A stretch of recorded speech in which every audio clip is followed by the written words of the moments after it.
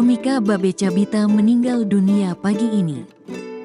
Kabar duka datang dari komika berambut keriting, Babe Cabita alias Priya Prayoga Pratama.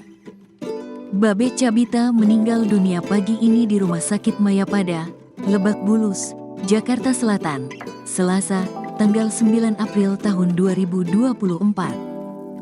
Kabar tersebut disiarkan oleh salah satu sahabat Babe, Kevin Kausar. Ilahi wa inna ilaihi rajiun. Telah meninggal anak, adik, suami, ayah kami, Priya Prayoga Pratama bin Irsyad Tanjung, Babe Cabita. Hari ini tanggal 9 April tahun 2024 pukul 6.38 di RS Mayapada Lebak Bulus, Jakarta Selatan. Dimakamkan hari ini setelah sholat asyar di Pemakaman Umum Cirende Kek, Ciputat Timur, Tangerang Selatan, tulis Kevin Kausar. Mohon dimaafkan segala khilaf dan salah. Berjuang melawan penyakit langka sejak akhir tahun 2023, kondisi kesehatan komika Babe Cabita memang sudah dikabarkan menurun.